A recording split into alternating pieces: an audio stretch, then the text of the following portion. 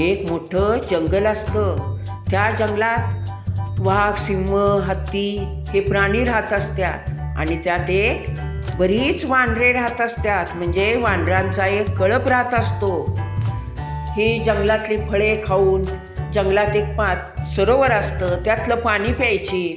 तर एकदा काय होतं, पाऊस पडत नाही, मोठा दुष्काळ पडतो. सरोवरातलं पाणी आटायला लागतं. सगळे प्राणी जंगल सोडून निघून जातात. पण ही वानरांचा कळप म्हणतो आपण दुसऱ्या जंगलात जायचं नाही, कारण आपण बऱ्याच दिवसापासून ह्या जंगलात राहतो आहे, त्यामुळं हे जंगल सोडायचं नाही. आणि ते तिथेच राहतात. तर एकदा काय होतं, एक भयंकर क्रूर वाघ त्या जंगलात येतो आणि जंगलात तो मिळेल ते खाऊन त्या तळ्यात पाणी प्यायला यायचा. मग ही वानरं पण त्या तळ्यातली पाणी प्यायची. मग तो वाघ काय म्हणतो, आजपासून तुम्ही कुणीही या तळ्यातलं पाणी प्यायचं नाही, हे जंगल, हे तळं माझं आहे, आला तर मी सगळ्यांना खाऊन टाकेन, असं धमकावतो वाघ. असं धमकावल्यावर ही वानरं काय म्हणतात, आता आपण काय करायचं, किती वाघ आपल्याला त्रास देऊ दे, पण आपण जंगल सोडून जायचं नाही.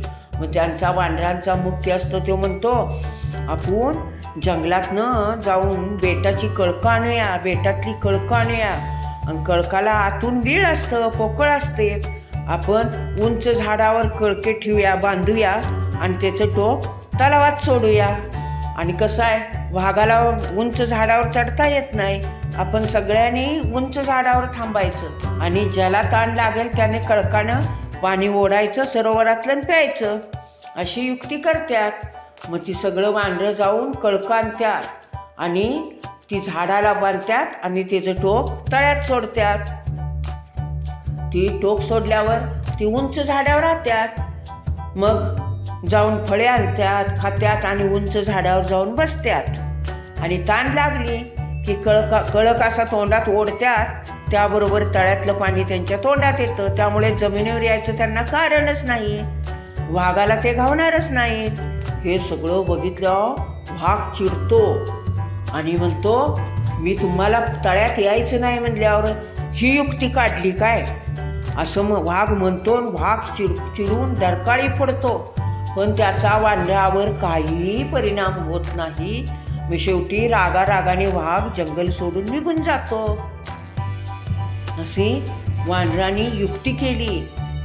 जे कोण आपल्याला त्रास देईल का नाही, त्यानं त्या त्रास दिला की आपल्या बुद्धीला सुचेल ती युक्ती करून आपण आपला त्रास घालवायचा. वानरांनी तशीच युक्ती केली. वाघानं त्रास दिला पण ते पाणी प्यायचे थांबले नाहीत. त्यांनी युक्ती करून तळ्यात कळक लावून पाणी पिण्याची सोय केली आपली. म्हणून कुणीही त्रास दिला तरी आपलं काम आपण सोडायचं नाही, आपली जागा आपण बदलायची नाही.